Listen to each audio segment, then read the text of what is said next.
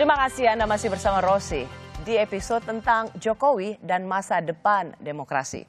Live streaming di kompas.tv/live. Kalau tadi buat Anda yang mengikuti episode awal, saya memperkenalkan dua narasumber saya sebenarnya senang banget mempertemukan mereka kembali yang sebenarnya sama-sama aktivis pro demokrasi, waktu itu bersama-sama berjuang mengakhiri Orde Baru untuk sampai ke masa reformasi Indonesia bersama Abdurrahman Wahid, Rahman Toleng atau yang disebut dengan si Bos, Romo Mangun dan banyak lagi aktivis. Arif Budiman almarhum. Malam hari ini mereka bertemu meskipun berada dalam kutub yang berbeda. Diskusi bertajuk meluruskan persoalan pemberhentian presiden ditinjau dari sistem ketatanegaraan yang diinisiasi oleh Constitutional Law Society atau CLS atau Komunitas Tata Negara, Fakultas Hukum Universitas Gadjah Mada batal dilaksanakan. Rencananya diskusi itu akan digelar secara daring pada Jumat 29 Mei lalu. Penyelenggara dan pemateri disebut mendapat teror. Dan yang terbaru diskusi yang bertajuk Papuan Lives Matter, rasisme hukum di Papua, dinilai pihak Universitas Indonesia tidak memenuhi prinsip keberimbangan. Padahal diskusi ini dibuat oleh BEM UI sendiri. Pihak Universitas Indonesia menilai bahwa narasumber yang didatangkan tidak kompatibel sehingga pelaksanaan diskusi pada 6 Juni lalu dikritik banyak pihak. Saya juga ingin mengundang para dosen yang mengajar di UI maupun di Universitas Gadjah Mada. Di Universitas Gadjah Mada ada Zainal Arifin Muhtar dan di UI ada Ade Armando. Selamat malam Bung Uceng, selamat malam Bung Ade Armando. Selamat malam, Mbak Rosi. Saya mau ke Uceng dulu. Anda menyesalkan pembatalan diskusi yang sudah direncanakan. Apa ini cukup adil untuk mengatakan bahwa wajah demokrasi pemerintahan Jokowi itu suram? Iya, sebelum sampai ke kesimpulan itu benar atau tidak, analisisnya harus dilihat dulu. Yang pertama adalah ini kan diskusi biasa. Ya, diskusi soal keilmuan dilakukan oleh anak mahasiswa yang sedang liburan, nggak tahu mau ngapain, lalu kemudian bikin diskusi, ngundang pembicara seorang profesor yang ngelotok betul keilmuannya soal itu. Nah, tiba-tiba ada yang kebakaran jenggot gitu, mau pakai jenggot atau enggak, tapi dia kebakaran gitu. Lalu kemudian menyerang semuanya di situ, bahkan kemudian melakukan ancaman pembunuhan, bla bla dan lain sebagainya. Poin saya yang pertama begini, ini kan ini dilakukan di masa Pak Jokowi. Tentu saya sendiri mau mendengar sebenarnya himbauan Pak Jokowi gitu. Paling tidak ada bahasa yang clear, jelas bahwa kemudian yang beginian ini tidak boleh terulang. Ya. Oke. Saya dapat karena saya sudah baca dan saya banyak lihat jawaban Anda soal ini. Tapi pertanyaan saya yang paling penting apakah ini cukup adil atau cukup proporsional untuk mengatakan wajah demokrasi di pemerintahan Presiden Jokowi itu buram? Yang kedua begini sebenarnya, kalau kita bilang pemerintahan Jokowi, maka Jokowi itu tidak sendirian di situ. Di bawahnya berada begitu banyak aparat penegak hukum. Ada jaksa di bawahnya, ada kepolisian di bawahnya. Dan kalau kita buka kembali misalnya catatan-catatan dari misalnya LBH misalnya, pelanggaran-pelanggaran yang dilakukan ini banyak. Gitu. Ada 6.000-an orang, ada 6.000-an korban dari larangan berekspresi yang terjadi selama 2019. Ada yang meninggal, begitu banyak yang meninggal. 300-an itu adalah anak-anak dan lain-lain sebagainya. Catatan teman-teman LBH itu kan sebenarnya menunjukkan bahwa Jokowi punya tanggung jawab bukan soal tidak masuk ke dalam penegakan hukum, tetapi memperbaiki wajah penegakan hukumnya gitu. Karena di bawahnya itu ada jaksa. Ada polisi yang sebenarnya langsung di bawah dia, gitu. Langsung di bawah ketiak Presiden Jokowi, gitu. Jadi apa poin Anda? Anda meminta Presiden untuk turun tangan terhadap kasus-kasus seperti ini? Saya sebagian catatan LBH itu kan adalah penegakan hukum yang tidak terlalu pas atau kemudian tidak berimbang oleh kepolisian dan kejaksaan. Ya. Dan karenanya saya mau membiarkan di situ. Poinnya adalah Anda seperti juga yang dikatakan oleh para aktivis, Pak Jokowi harus ikut membereskan ini. Bung Fajrul, Anda termasuk orang yang sebenarnya menjadi korban ketika di mahasiswa atau aktivis juga. Menurut Anda perlu nggak Pak Jokowi? Ada seruan Pak Jokowi turun dong, membereskan mereka yang memang ada di bawah. Apakah logika hukum ini tidak terlalu melompat ya? Bahwa apa yang terjadi di bawah lalu kemudian mestinya bisa diselesaikan di bawah. Presiden Jokowi ini kan pengen ini, the governing president, the governing government gitulah ya. Beliau berharap bahwa semuanya itu teratur, good governance begitu. Segala hal diselesaikan berdasarkan wilayahnya sendiri-sendiri seperti itu ya. Melompatan seperti yang dilakukan Uceng ini kan cukup berbahaya juga. Nanti Uceng ketabrak motor, masalahnya juga salahnya Pak Jokowi. Jadi masalah juga. Atau Rocky gagal naik gunung gitu, salah Pak Jokowi juga. Jadi ini gagal contoh selalu nih Saudara Fajrul. Menurut saya, apa yang sudah disampaikan oleh LBH, misalnya ada 6.000 tadi, saya tidak punya data itu, kenapa tidak dilaporkan saja sebagaimana kita ini kan berharap nih Ceng. Berharap sekali bahwa proses hukum di Republik ini sejak kita berjuang dulu berjalan di wilayah yudikatif, legislatif berjalan di bawah legislatif, kemudian eksekutif berada di bawah eksekutif juga. Kita tidak ingin ada campur aduk seperti ini. Nah, teman-teman kalau memiliki data, fakta yang sangat bagus, mohon diselesaikan melalui jalurnya. Jangan diterobos semacam ini. Ini akan berbahaya. Itu sama dengan itu Anda ingin mengatakan ini event para aktivis selalu menyerahkan beban ke Pak Jokowi. Seolah-olah ini sama saja dengan menghimbau bahwa lebih baik ini presiden harus menguasai segala-galanya, harus mengatur. Dan itu berbahaya. Itu berbahaya, itu yang kita tentang pada masa Orde Baru dulu. Ya, oke, Bung Uceng. Sistem presidensil menempatkan pertanggungjawaban berada di presiden gitu. Tentu berbeda dengan sistem parlementer. Maka nggak bisa logikanya bahwa presiden tidak ikut campur. Yang kedua adalah harus diingat penegakan hukum itu ada polisi dan jaksa di bawahnya. Kita tahu bahwa penegakan hukum polisi dan jaksa ini banyak bermasalah gitu. Karenanya kenapa kemudian tidak ada upaya perbaikan besar di tubuh kejaksaan dan kepolisian.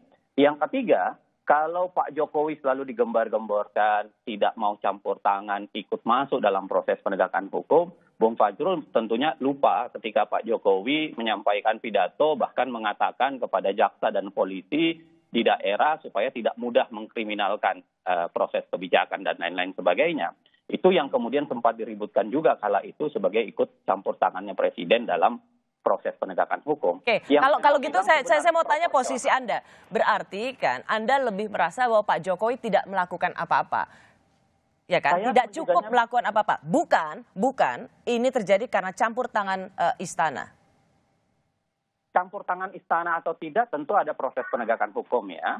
Yang saya tanyakan adalah bagaimana Anda melihat kasus ini. Apakah tidak diizinkan diskusi semacam ini tentang pemakzulan presiden itu lebih karena orang-orang di bawah Pak Jokowi dan Pak Jokowi sebagai presiden tidak melakukan upaya yang lebih cukup untuk menghentikan itu, atau memang ada campur tangan istana untuk menghentikan diskusi itu? Mbak Rosi, kita tentu nggak bisa kesimpulannya. Tapi kalau bicara soal kemungkinan, siapa yang ikut bercampur tangan lalu kemudian melakukan pemaksaan, kan ada banyak faktor. Ada banyak kemungkinan. Bisa jadi para buzzer gitu, bisa jadi juga aparat negara, bisa jadi orang lain gitu. Jadi plat merah, bisa plat kuning, bisa plat hitam, bisa semua gitu kalau bisa. Makanya kenapa saya bilang penegakan hukum harus dikedepankan. Saya pikir kita tidak. Hukum itu harus menjawab, penegakan hukum itu harus mendetailkan bahwa sebenarnya untuk kasus UGM pelakunya itu plat merah, plat hitam atau plat kuning gitu. Supaya orang tahu. Masalahnya di tingkat penegakan hukum soal yang beginian itu lemah sekali, nyaris tidak ada yang selesai. Kalau kita bicara soal kasus Rovio, saya dapat poinnya. Tapi Bung Fajrul sebagai aktivis yang berada di lingkar dalam Pak Jokowi, ini merasa dirugikan nggak? Saya selalu berpikir berdasarkan prinsip-prinsip demokrasi. Sama seperti Bung Rocky, sama dengan Bung Aceng, sama dengan Pak Armando. Enggak beda-beda, jangan tahu sama. Itu cuma nuansanya aja yang berbeda, Rocky. Cuma nuansanya, cuma rincian-rinciannya. Mana ada kita menentang demokrasi, kan?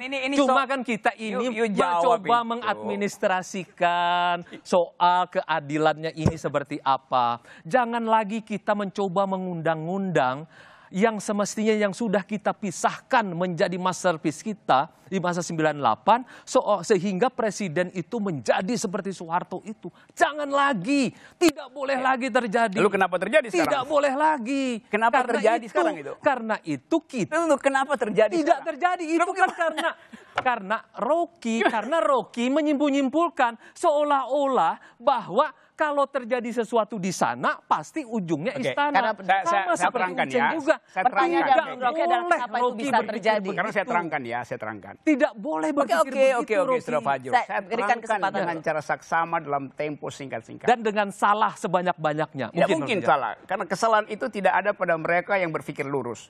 Anda adalah juru bicara. Ya. Pikiran Anda terbatas pada pikiran yang Anda wakili, itu kepala negara itu. Ya. Saya terangkan ya. Di dalam soal kriminalitas, presiden tidak boleh campur di dalam soal kriminalitas. Betul. Di dalam soal hak asasi, tidak ada hukum yang bisa melampaui hak untuk berbicara gitu.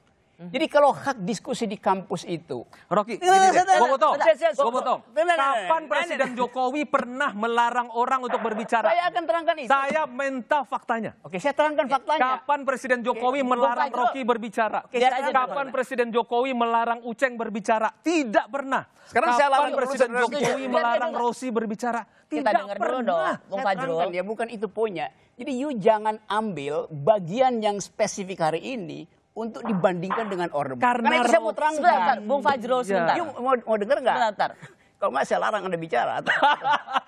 Dia jadi diktator Memang, sekarang. Ya karena you nggak bisa nangkap konsepnya. Ya, lanjut. Kamu tidak bisa Bung Fajrul. menerangkan dengan baik, Rocky. Belum saya terangkan, you udah bohong. Bung Fajrul, Bodoh. Itu gimana? You- sebentar. Sekarang saya terangkan Stop. ya. Bung Fajrul, stop. Oke, Ya, mau saya saya kasih terangkan? kesempatan. Ya. Kita terangkan ya. Kalau ada survei, Ya. pertanyaannya, ideologi negara harus diganti. Dan semua orang mengisi harus diganti gitu. Diganti nggak ideologi negara? Kalau semua orang bilang bahwa ideologi negara harus diganti. Kalau semua orang berpendapat bahwa hak untuk berpikir harus dihalangi di dalam 5 tahun ke depan. Surveinya 90% bilang harus diganti. Harus diganti nggak tuh? Hak berbicara. Kita tidak Tunggu, saya mau terangkan Oke, dulu. apa Kita tidak hubungannya? berandai-andai, Saya mau terangkan Rocky. metode berpikir Anda gitu Oke. ya. Kita tidak berandai-andai. Bukan, ini. saya mau terangkan Fajrul, dulu. kita Bagaimana dengerin dulu. Ini hipotetik kalau dengar itu dengar otakmu itu dipakai baik-baik supaya dengerin jalan pikiran Oke. saya. Oke. Saya terangkan pelan-pelan ya. Bung Saya Fajrul, terangkan sebentar. pelan-pelan. Seandainya ada survei, saya mulai dengan seandainya. Tidak pakai seandainya deh. Kita berhadapan dengan Berarti fakta dia dan takut realita. untuk berpikir radikal. Kita mau uji pikiran dari Oke. kekuasaan. Daripada benar, kita dari jawab saya terangkan tadi. sendirian. Nah, Anda. Menawarkan Poinnya kepada apa? saya mengenai fakta dan Saya mau data. terangkan itu. Tapi kemudian Anda lari lagi ke sana Dengerin, kemari, ya. Rocky. Dia nggak mau dengar Nah, tuh. poinnya Karena apa? dia tahu Poinnya kejebak. apa dengan konteks Poin saya akan adalah kebebasan soal berbicara hak di akademik? asasi manusia itu bukan soal intervensi apa enggak intervensi. Presiden selain sebagai kepala eksekutif, dia kepala negara. Oke. Dia mesti kasih public address bahwa kampus itu bebas untuk mengucapkan apa aja, termasuk mencaci maki presiden itu. Bisa nggak presiden bilang seperti itu? Kalau Anda mau uji hukumnya tuh. Jadi jangan Anda bilang memang tidak diintervensi. Tidak diintervensi. Tetapi soal hak asasi manusia tidak perlu ada intervensi. Berbicara itu adalah bagian tertinggi dari hak asasi. Ya, tapi poin Bung Fajrul adalah poinnya? apakah semua itu harus jadi urusan presiden? Nggak ada urusan dengan presiden. Presiden tidak kasih aura yang membuat orang kampus Rocky. terutama berpikir bahwa jangan Bagaimana melarang mungkin, mahasiswa. Rocky? Kalau Presiden kampus itu itu- melarang mahasiswa, artinya dia berpikir kalau gua nggak larang, presiden akan telepon melalui Fajrul Rahman. Itu poinnya. Cuman poin saya sepakat Ya, apa bahwa poinnya? presiden harusnya punya ada speech Ya, yang itu dia nggak mengatakan mampu, ada dia nggak ngerti public address, penghargaan Presiden pada kebebasan ini berekspresi bersumpah terutama- menjalankan itu undang-undang normatif, dasar. itu nggak saya peduli normatif itu. Faktanya tidak ada satupun Rocky, keterangan dari sebagai presiden. pejabat, sebagai kepala negara, You dia bicara harus tentang bersikap administrasi. normatif. You bicara administrasi, Bisa. kita bicara Karena tentang dia prinsip hak terikat. asasi. Pasal 4 Terikat misalnya apa? dia mengatakan harus mengikuti undang-undang dasar. Dia bersumpah Undang-Undang dasar menjalankan bilang gini ya. Pancasila. Stop. Dia Ya, memegang oke. tubuh. Undang-undang dasar bilang kebebasan berpendapat itu tidak boleh dihalangi oleh apapun kecuali keadaan darurat. Rocky, Ya, kalau stop. Itu misalnya poinnya poinnya Bung Presiden Rocky itu ngomong cuma apa? gini, simpel kok. Kalau misalnya ada Bung orang, Fajrul oke. gini, poinnya Bung Tunggu, Rocky ini jangan pakai kalau itu Bung adalah Rocky, hipotetis. ya, diam dulu.